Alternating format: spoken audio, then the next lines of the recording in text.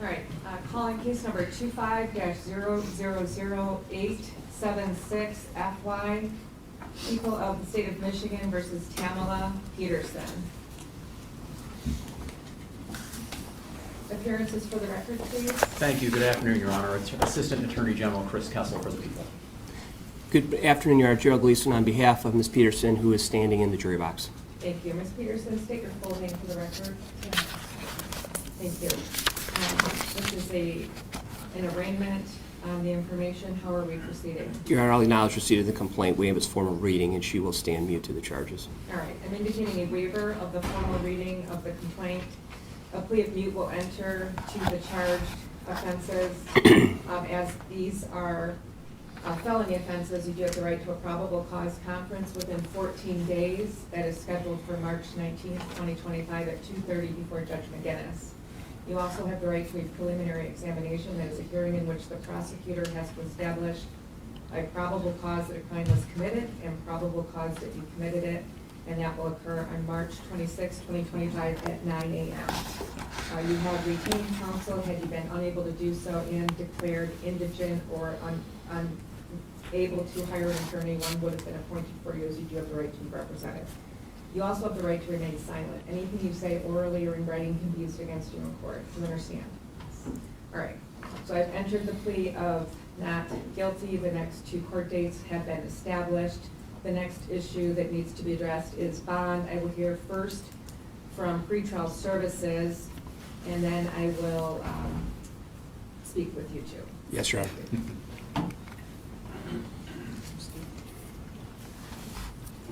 Brenda Rogers, pretrial services. I did not interview the defendant. She did decline requesting her attorney. Therefore, no references were contacted and limited background information was obtained. Records show she's 58 years old, have an address in Brighton, Michigan. Information regarding to employment history, use of alcohol or drugs, or any physical or mental health conditions is unknown. The defendant has no prior criminal history on record.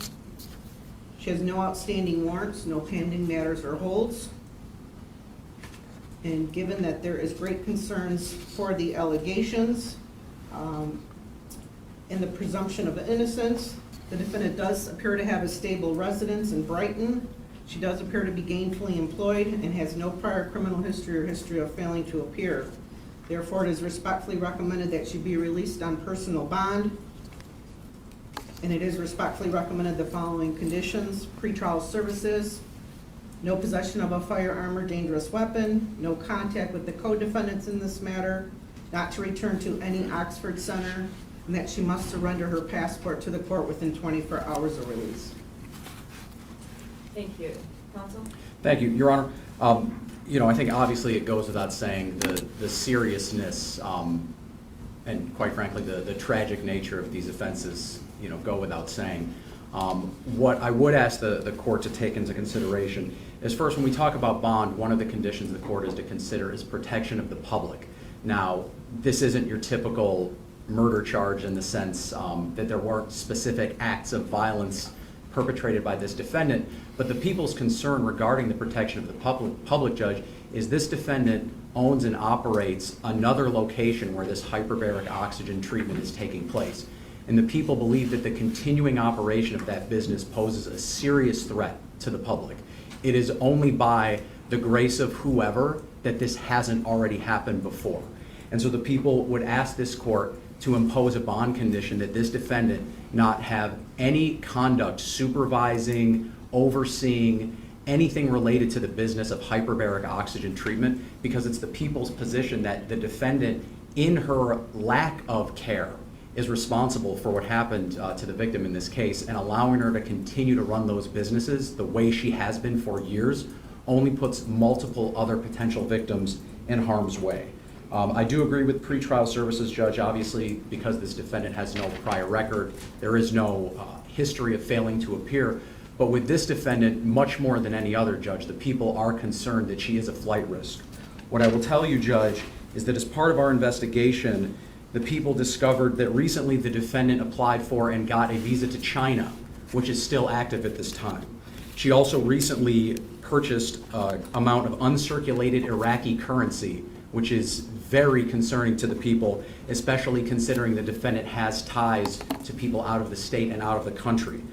I would also point out, Judge, that days after the explosion, the defendant admitted to wiping her laptop. She lied to investigators to prevent access to video of the explosion in this case.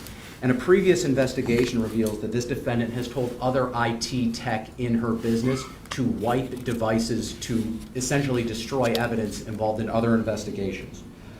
Judge, I would note that there are witnesses in this case who I and other investigators have personally spoken to that indicate that this defendant has bullied, threatened, harassed, humiliated, and filed lawsuits against people who, for lack of a better phrase, stand in the way of whatever it is she wants to do.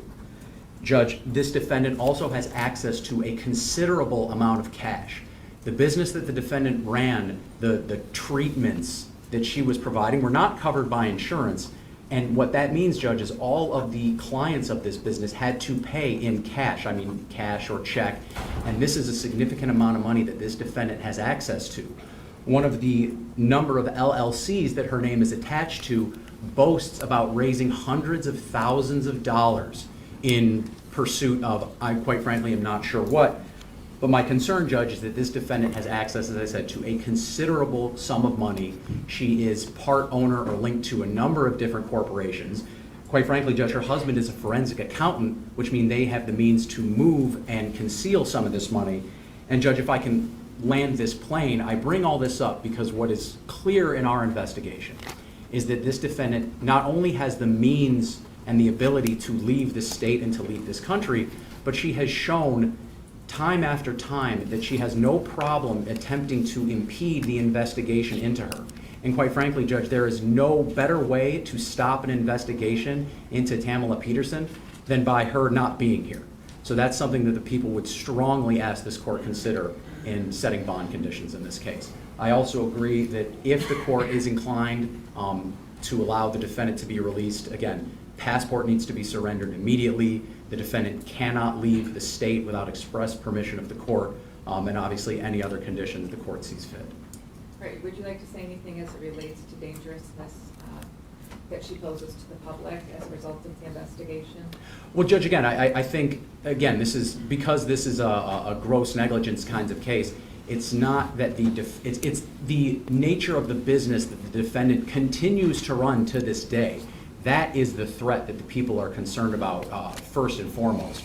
So the people want this defendant to have no ability to conduct any business or certainly conduct any oversight as it relates to the other Oxford Center location in Brighton.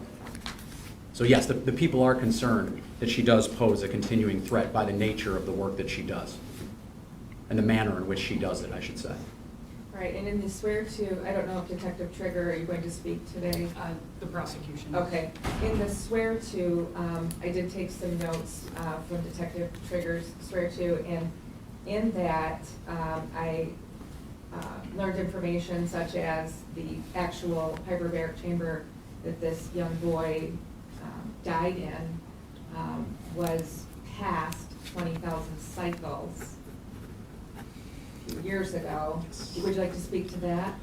Judge, I don't want to get too much into the facts of the case. Obviously, I think the appropriate time for a lot of that to come out is at the exam. But yes, our investigation has led us to the conclusion that one of the co-defendants in this case was actively tampering with this particular hyperbaric chamber, and all of the evidence leads us to the conclusion that it was done with the permission and perhaps at the order of this defendant. And what, if anything, would you like to say as it relates to, I did also take notes regarding lack of safety protocols, including grounding wires. Yeah, Judge, I think it goes, well, I shouldn't say it goes without saying, but, you know, Judge, the people's position is that this was a very easily preventable situation had the defendant, and again, this defendant as the owner and the boss, for lack of a better word, of these facilities, this could have been prevented so easily if they only would have followed the manufacturer's guidelines, if they would have followed what is considered basic safety precautions. That in and of itself gives the people concern. But again, as the court already noted, not only were they not taking precautions, they were affirmatively making things more dangerous by altering the equipment so as it would look as though it was newer than it was. And in fact, one of the things that the people turned up in their investigation is that in the most recent, evaluation of this particular chamber, the number of cycles was less than had been previously recorded. So obviously, Judge, there's, it's very clear what's going on here. And as I said, the people have spoken to a number of witnesses who can and will testify to that fact. All right, thank you. Mr. Gleason? Yeah, I'd like to return to the court rule because there are certain factors there, and I think pretrial services started there, and that's where I think we should stay. I appreciate Mr. Kessel's argument, but I want to focus the court there. First of all, with these proffer about threatening people or wiping discs, there's no obstruction of justice charged here. There's no, and if that had occurred, we'd see a count for obstruction of justice. We don't have it. So I think that discounts the argument that's being made there. And certainly a no contact provision will certainly protect any issues there. So no obstruction. I'm going to say that's something that we'll see in court. It's not here. With respect to the passport, I have it here for the court. And with respect to applying for a visa to China, it's in the passport. It's dated August of 2024. The purpose of the visa, Ms. Peterson's son got married in China. He's married to a person who immigrated from China, and there were relatives there. That was the purpose of the trip. This was not done recently. It was not done after the incident in question. So that, again, and that's right here. The court can look at it if you want to. It's right on there. With respect to the court rules, I did hear and I agree with pretrial services. She has no prior criminal record. She has no record of flight. She's always appeared. Now, and I want to be clear about this. 2 weeks ago, I told the Troy Police Department, if charges come, we'll appear voluntarily. No need to go arrest her. We'll present her to the court. We'll present her to the police department. Apparently, that wasn't good enough for the Troy Police Department, and I respect the detectives. But all they had to do was call me, and we'd be standing here voluntarily. Instead, we're in a box being recorded by the media. And I take issue with that, and I've raised that with the Attorney General's office already. We would have appeared voluntarily, just like I voluntarily brought the passport today. Likewise, if there was flight here, I don't know if the court signed the warrant or another magistrate, but it was signed on March 4th. They waited to the 7th to arrest her. If there was a flight issue here, they would have gotten her the same day. Likewise, Your Honor, with respect to the rule, there's no history of substance abuse, no history of mental health issues. And while the crime of second-degree murder is a serious offense, it carries a number of different mental states. And as the Attorney General stated, there was no violent act here. This isn't the type of second-degree murder that involves a shooting or strangulation or other type of violent act. And likewise, there are 3 different states of mind for second-degree murder: the intent to kill, the intent to do great bodily harm, and knowingly creating a high risk of great bodily harm, knowing that death would result. And I don't think you did the swear to, I wasn't here, but I don't think an allegation is made that she intended to kill anybody or intended to do great bodily harm. And with respect to that third mental state, the court should be aware that both of her parents utilized these hyperbaric chambers regularly. And I think that tends to discount the idea that she was somehow operating these with reckless abandon when putting her own family members in that. That's for another day. I recognize that's a preliminary examination issue. It's been raised today. I'm simply responding to it. Your Honor, with respect to what we have to do to assure the protection of the public, this is not a woman who's going to go out and do further violence. Those hyperbaric chambers, obviously in Troy, that facility has been closed. The ones in Brighton have not been utilized since this happened. They are going to continue not to be utilized. And I, on her behalf, and I can state to you, if you order it, they will continue not to be used. They are not in use and will not be in use going forward. So the protection of the public, as outlined by the Attorney General, has already been solved, has already been prepared. Now, if the court wishes to have some amount of cash to have her show up, I am not hearing a number from the Attorney General. I am hearing a personal bond from pretrial services. And I recognize what the facts of this case involve. It's a tragic situation. A child has died. There are parents in this courtroom. I'm a parent. I understand that. But in this particular case, this woman does not present a risk of flight.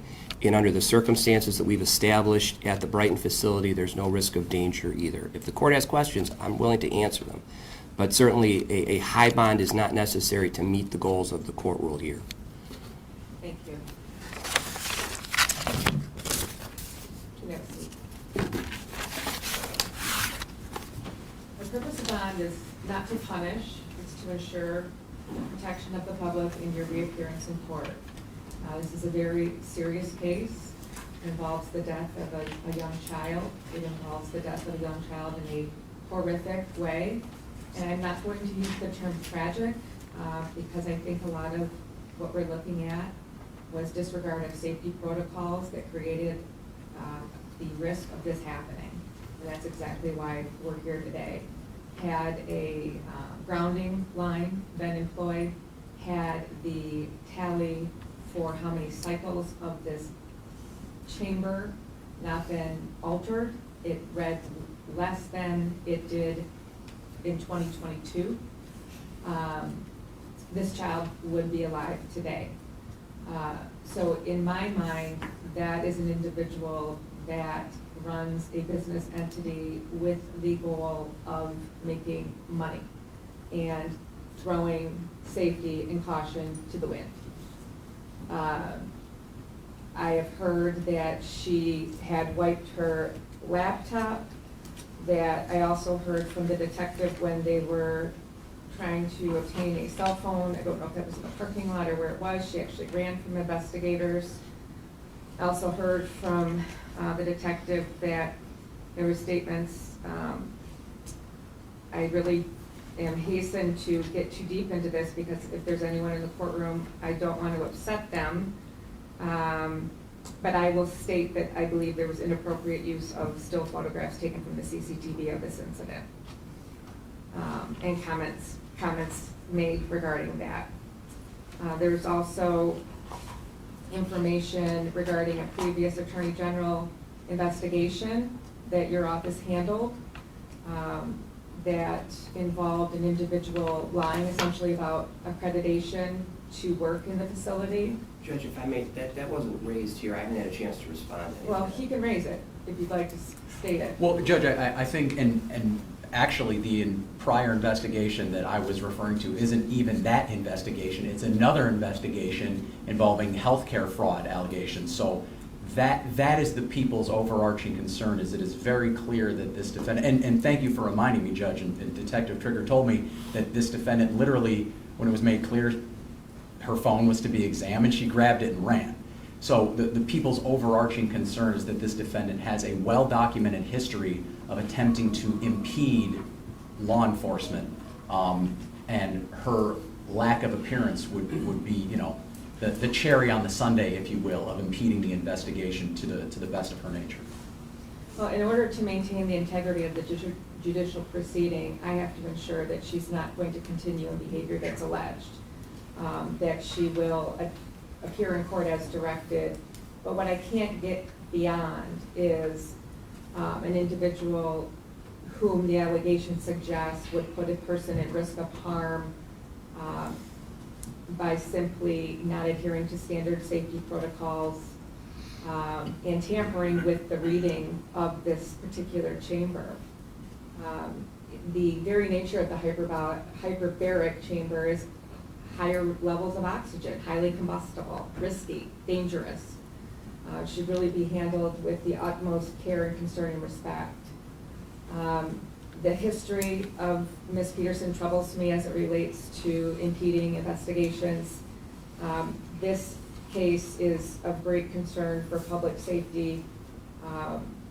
If this is how this operation is being run, I'm so relieved that no, this hasn't happened before. I'm horrified for the family, and I'm not going to call it tragic because, again, I don't think that's the correct term. I think this was foreseeable. Tragedy implies something that's not.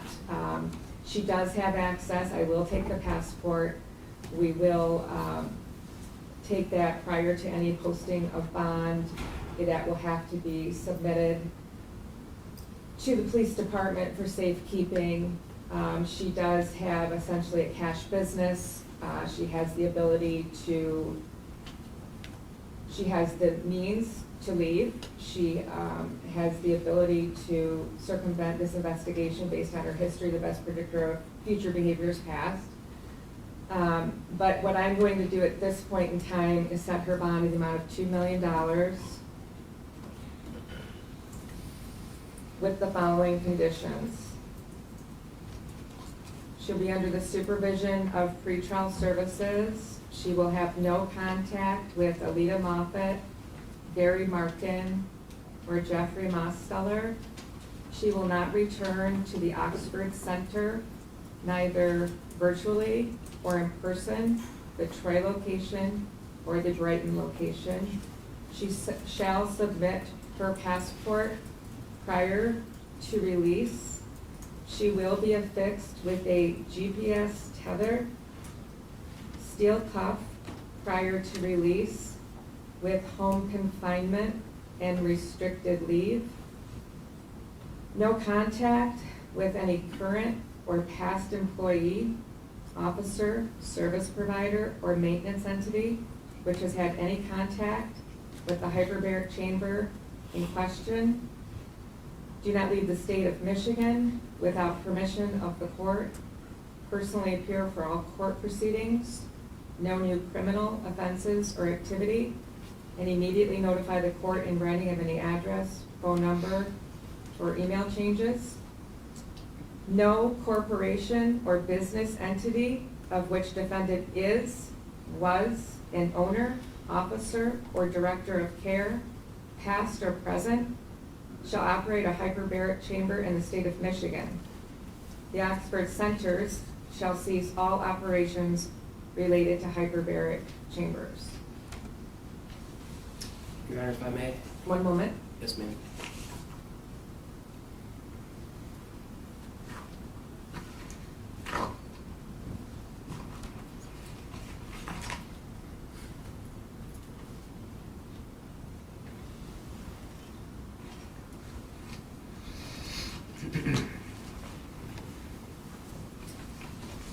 Furthermore, she is not to possess any firearms or weapons, and they shall be turned into the arresting agency and provide proof to the court at 524 bond compliance at OCOG.com within 24 hours. Mr. Gleason. Your Honor, would the court consider a 10% provision? That's a very substantial bond. The bond that I set is actually lower than I anticipated. You're the judge. Thank you.